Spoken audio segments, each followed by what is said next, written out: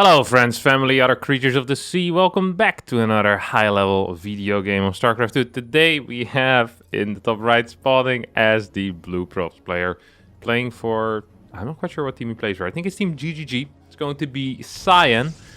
And in the bottom left we have Mr. Haas. Fantastic best of 3 series in which we have Haas opening up with a pylon somewhere in the middle of the map.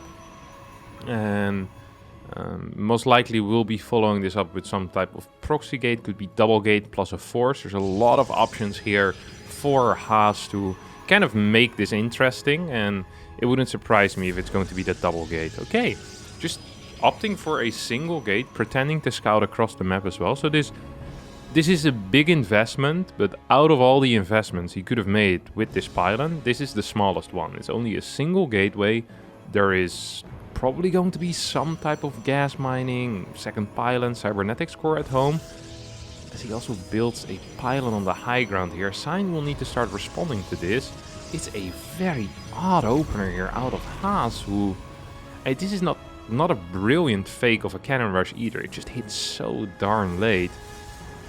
It seems rather obvious to me and probably to most people that this isn't going to be a real cannon rush, especially now that Cyan has scouted the other side of the map, sees a pylon there, second gas being taken.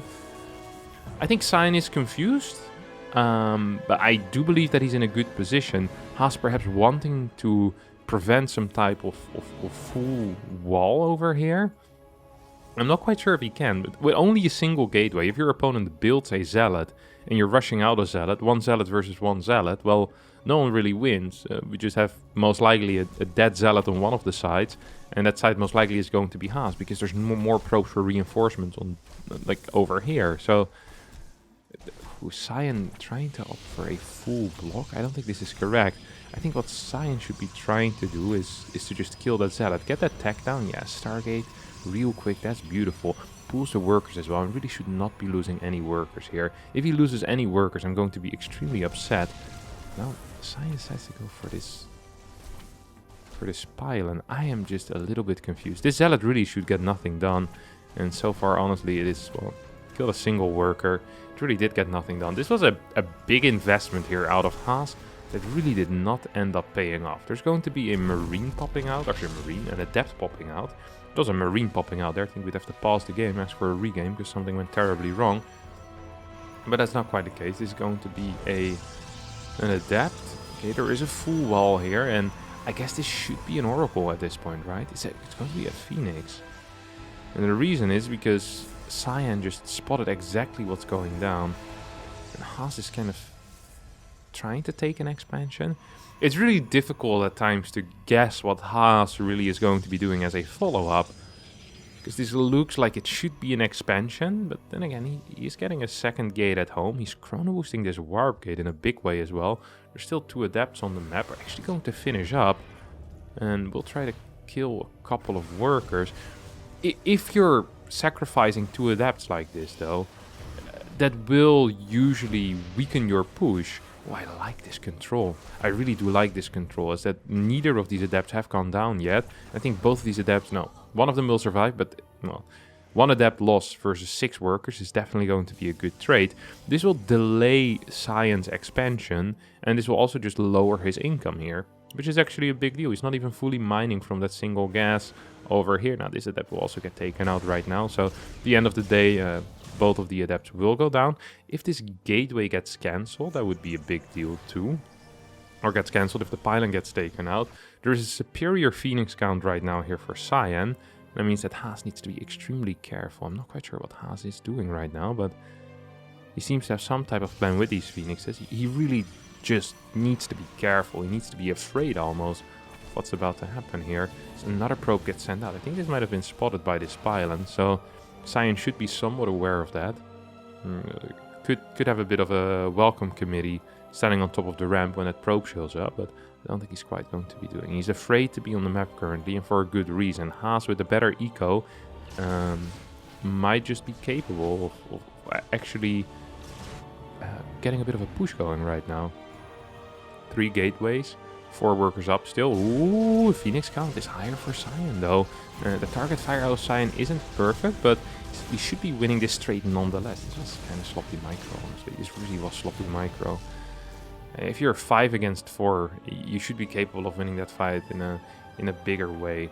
Overall, he's still going to be up 1 Phoenix in the Phoenix loss department, but no low ground battery done yet. And now one of these Phoenixes is going to die. That was a trade. That was a trade. Was that a good trade? Oh my. Cyan, not the cleanest control here out of you whatsoever. As it seems like... does manage to snatch that Phoenix though. I feel like this army could get pushed back. Especially once that battery finishes up and the Nexus finishes up. That will be, of course, a very big thing. Another gateway gets built rather than a robotics facility. That is a debatable decision. If you're under fire by Stalkers, I think Immortals are just vastly superior in this type of scenario. Good control out of Haas, sniping one of these Stalkers as well. We have a cancel on the Nexus, while Haas is getting his own Nexus. Is still up 5 workers. And with a very large Stalker count, these 2 Phoenixes are going to be extremely useless. Twilight Council as a follow-up here before the natural base, excuse me, not even the 3rd base. If only he had a natural, only he could start a 3rd, but this feels like Cyan wants to follow this up with a blink all in, and that seems, oh my god, you gotta be kidding me. Doesn't get the probe or the sentry there. It's extremely painful. That sentry could have been huge. He might have been able to deny some scouting, and it would have made it easier for himself to actually deal some damage with whatever he's planning to do for a follow-up. The problem that I'm seeing right now for Cyan is that he's down in eco in a big way. He doesn't have great tech either, and Haas is going for something of a drop behind this, or maybe just a push.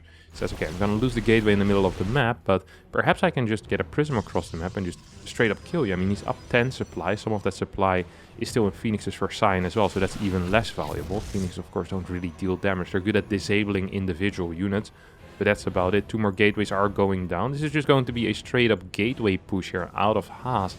Not so sure if this is going to be possible, though, to defend for Cyan, because without Blink,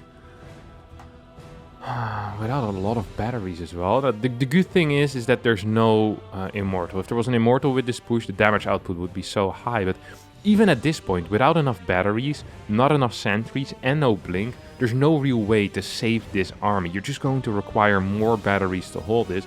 You'll need some insanely good force fields as well as Haas starts moving in. Oh, good initial force fields actually. That's that's at least 2 Stalkers that should be going down. I think 2 Stalkers did end up falling. Batteries very far in the back though. Blink still not done. There's no big damage burst either here for Cyan. No Immortal, no Void Ray, no nothing. Super Battery gets activated, but every single unit gets one shot. And without Blink, without a Prism to save this, I think that Haas might just be doing it here as he moves in. Oh, not quite synchronized with the attacks. We'll get everything anyway in the end. And the pylon gets taken out. Haas in a massive lead right now. All he needs to do is just a move to pick up his victory. This battery actually is still working because it's powered by the high ground pylon, but everything else is just going to get straight up taken out. Prism Micro is good enough, and yeah, this should absolutely be it. Cyan is going to be biting the dust in game number 1. GG gets called, and we'll head into game number 2 of this best of 3. And here we have it, our game number 2 on that Berlingrad map. Small little map, perfect for Haas, as he likes his maps small. The smaller the rush distance, the quicker his zealots make their way across the map. But this seems to be a pylon scout, and this could go many ways. This could be a fast forge. It's going to be a fast forge. The thing with Haas is that although you see this probe timing as the defending Protoss here, like if you're Cyan and you see this, you could still be thinking, well, maybe it's a fake, because Haas's reputation is so sick. Like, he knows how to fake, he knows how to do it for real. Sometimes it looks fake and it's real, sometimes it looks real and it's fake. Sometimes it looks like nothing and it is nothing. Oh, this is a weird cannon rush. I don't think this pylon is in range of anything, to be quite honest. I don't think this allows for any low ground cannons. Definitely not this spot, so we have a rebuilding of one of these pylons. These 3 pylons have been largely useless, and they allow for some cover of this low ground in a way, but that was a lot of money. There really was a lot of money. And now there's a Zealot on the way already. I'm surprised we don't quite see a Cybernetics core yet. Gateway will be what Cyan is opting for. Okay, this cannon won't make it. It absolutely will not make it unless we get a double pylon wall here. Should not be possible. Single pylon wall for now. Oh, Haas trying to get it in, but doesn't quite. Cannon is going to take a lot of damage. We'll need to target down this Zealot, and it won't be able to do that. It might kill the Zealot, but you might get one probe as a bonus then, and that should be about it. Oh, I may actually get 2 probes. Oh yeah, 2 probes. Yeah, 2 probes. That's a lot of money invested here, though. The fact that there's no Cybernetics core might be Haas's saving grace. Because if there was a Cybernetics core and a single Adapter or a single Stalker could make it out in the next 5 to 6 seconds with a regular cyber timing, this would really not be possible. We now have these probes chasing the newcomer probe. Or well, that's probably one of the first 2 actually. This bad boy is going to make his way towards the high ground. Maybe with a high ground pylon over here. Should be capable of doing something at least. I wouldn't have minded seeing the pylon down here rather than here. This one is way more exposed, of course. Way more surface area on that. All these probes and the Zealot will be capable of dealing with it. Cybernetics core going down now on the side of Cyan. What are we doing here? Another Zealot is about to pop, and I mean, this game just looks really over. Like, I don't see a world in which Haas is winning this. Adapt first, I think, usually is the correct call. This forces the Cannon Rush player to full wall his main base, and that means that taking a natural can be really tricky. And in that type of way, it's just really nice as a defender. You can get a quick nexus, get that warp gate going, 2-3 gateways, get a sentry out. You have full vision of what your opponent is doing. It's either going to be some type of early Stargate. If that's the case, they have a full wall. Taking that low ground is hard. If they go for a robo, they almost need to follow that with an all-in. And we see Haas is going for one of the latest proxies. That really should not be working here. Batteries being constructed. This requires a 3x3 building to wall, by the way. A single pylon will not do it. That means 150 minerals need to be in bank, and they're just not in bank. Yeah, even now, like he can't close the wall, can't close the gap. This is the incorrect walling. This Adept is going to get surrounded. No, it's barely going to manage to kind of squeeze out, as these 2 Zealots are also going to be helping out in this attack. All probes are being pulled for now, and we have a proxy Stargate. The proxy Stargate is slower than the defensive Stargate, and there's also a Nexus. There's not going to be any aggressive batteries with this.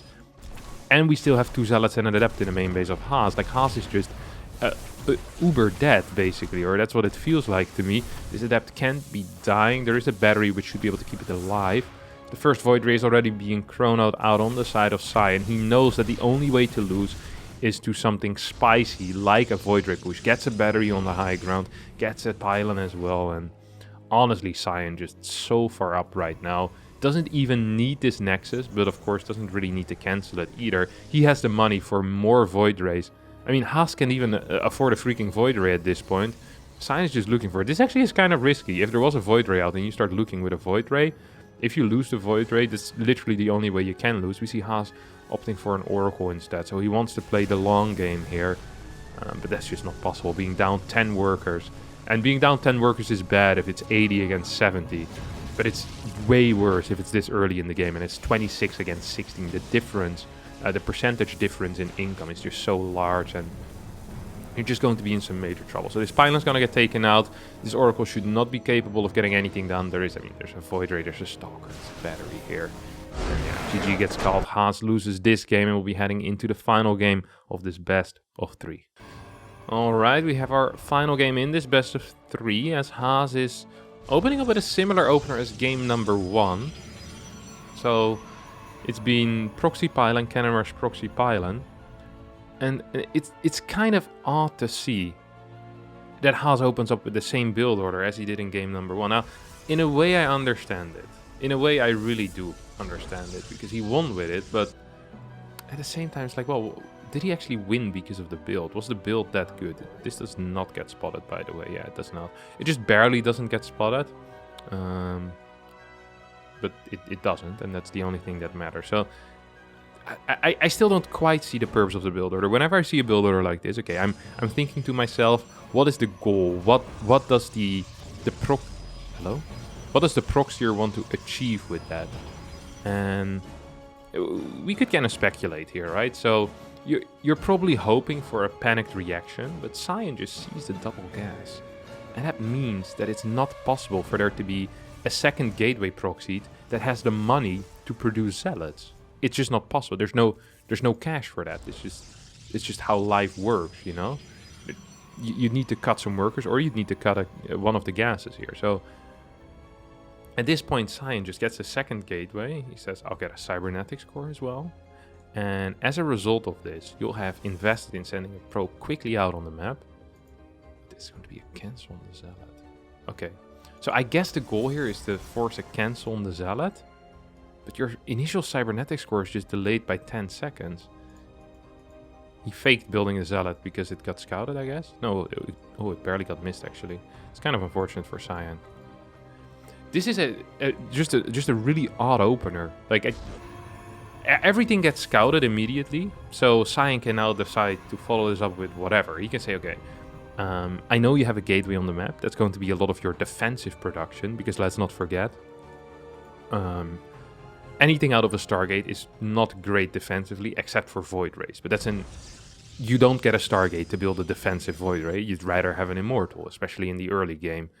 A Void Ray is like a panic unit. So I think if Cyan decides to play some type of 3-gate here, he just needs to find it. If he finds this, that would be huge. Okay, he finds it now. This is actually really, really important. This is hugely important. Because this means that there's not going to be any more gateway unit production. And there's also no wall here. There are no units currently at home. Void Ray gets produced immediately. Adepts need to surround this. Do get the surround, but Haas, only with a single worker, is going to just lose 3-4 workers here. Cyan needs to be paying attention. Cyan, are you paying attention? Yes, he is. He gets that wall. He's getting a battery, two Stalkers at home. Twilight Council. Ooh, and we see a Dark Shrine as a follow-up here. That is an odd choice, knowing that your opponent has a Stargate and eventually most likely will get that Oracle. I would have loved to see a 1-base Blink build here after denying this gateway, after killing 3 workers. I think that would have been fantastic, but, you know, as long as there's no Oracle on the map, this could actually work. And it looks like Haas wants to play Void Ray 1-base, 2-gate, 1-gate proxied on the map. But this 1-gate, there's no map control right now for Haas, which just means that this gateway will never be able to have a pylon next to it. Zealot will make sure of that. Blink also being researched, and this I am just a huge, huge fan of. Double Adepts being warped in is interesting, given the fact that he's seen that there's a Void Ray, given the fact that he knows that there's a battery, but perhaps he also wants it off, you know, just wants to get some scouting going and keep his opponent at home, keep his opponent in the dark, keep his opponent busy.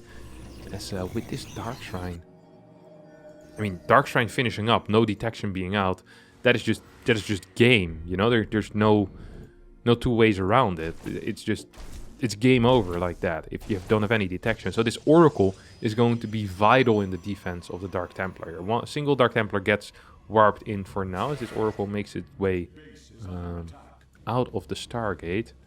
These Adepts might just finish up. No, they won't. I think now they will, though. Okay, Oracle is here. Is Haas paying attention? What is this first person? Yes, he sees that. He sees that. He sees it for sure.